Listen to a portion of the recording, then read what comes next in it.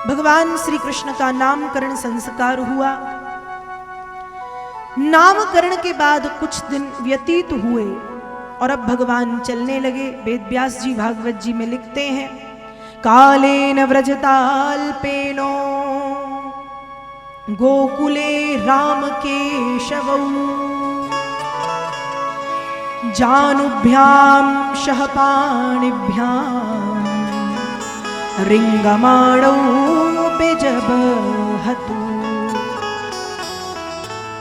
कुछ समय के पश्चात ब्रजताल पेड़ों ब्रज में बलराम और कृष्ण दोनों भैया जानुभ्याम घुटनों केवल, सहपाणिभ्याम हाथों केवल, रिंगमाणौ बेजबहतु घसीट घसीट करके चलने लगे।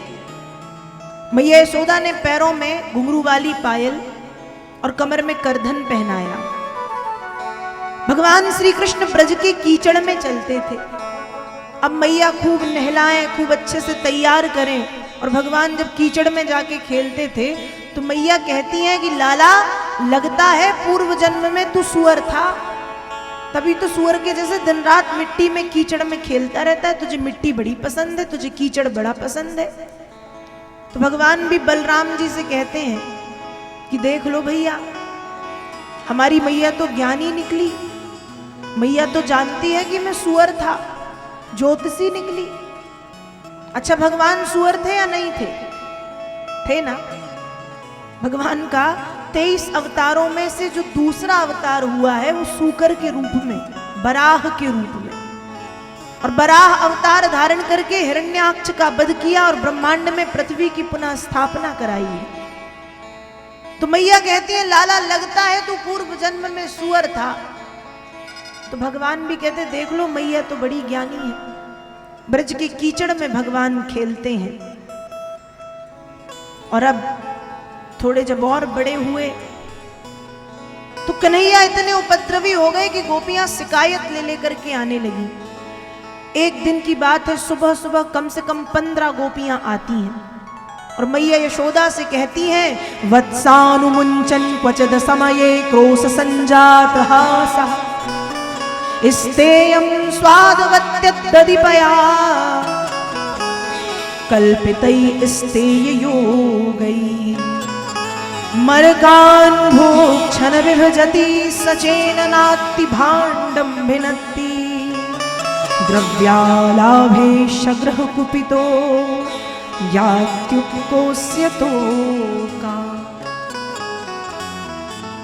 कम से कम 20 गोपियां सुबह सुबह, और मैया से जाकर के कहती है, मैया तेरो लाला बड़ो उपद्रवी है गयो है, बर्ज लइयो, रोक लइयो, समझा दइयो। मैया बोली, का कर दियो लाला ने? गोपियां बोली, ये पूछो कि क्या नहीं करता तुम्हारा लाला। मैया ने कहा, तो यही बता दो क्या नहीं करता। गोपियां कहती है, मैया मत पूछो। यदि सुबह गैया लगाने का समय 7 बजे है तो 5 बजे आकर के बछड़ों को छोड़ देता है।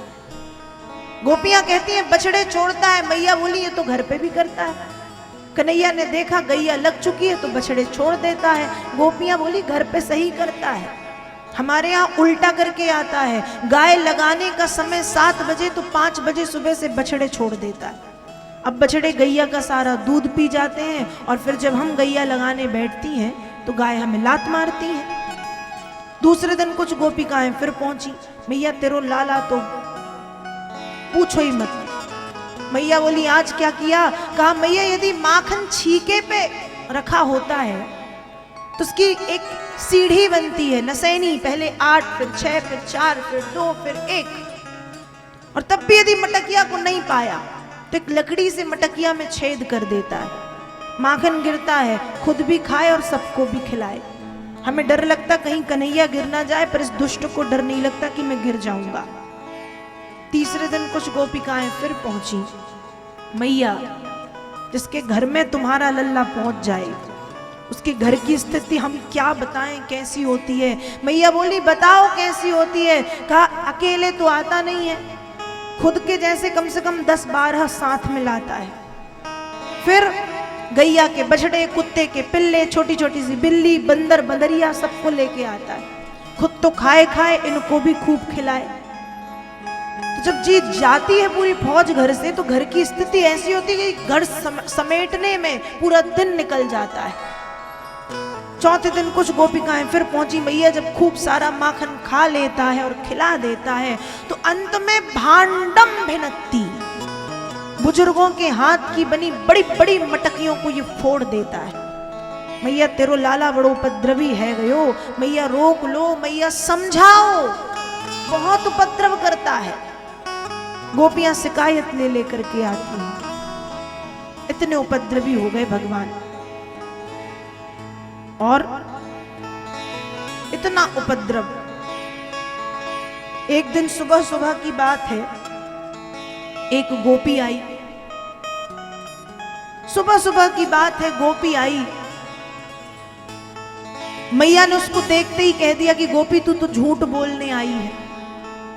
गोपी ने कहा मैया मैं सुबह सुबह झूठ क्यों बोलूंगी। मैया ने कहा मुझे नहीं मालूम, पर तुम झूठ बोलने आई हो, क्योंकि तुम्हारे यहाँ ना दूध होता है ना दही, क्योंकि तुम्हारे यहाँ गाय नहीं है, और जहाँ दूध दही माखन नहीं है वहां तो कन्हैया जा ही नहीं सकता।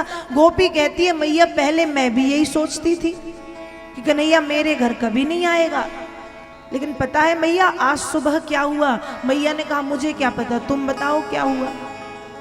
कहा मैया आज सुबह मैं यमुना जी गई थी पानी भरने, और मेरी छोटी सी बेटी खटिया पे सो रही थी। इसने क्या किया पता है। मैया बोली मुझे कैसे पता, तुम बताओ ना क्या किया।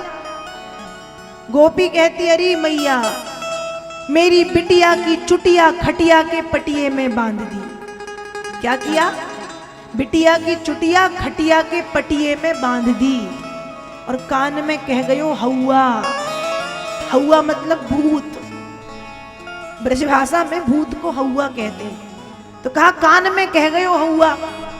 अब बेटी ने जब हौआ सुना तो नींद खुल गई, उठ के बैठी तो चोटी पीछे खटिया पे बंधी थी।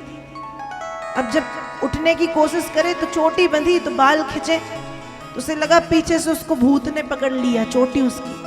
तो जोर जोर से चिल्लाया अरे मैया हौआ आया, हौआ आया। मैया अच्छा हुआ मैं पहुंच गई।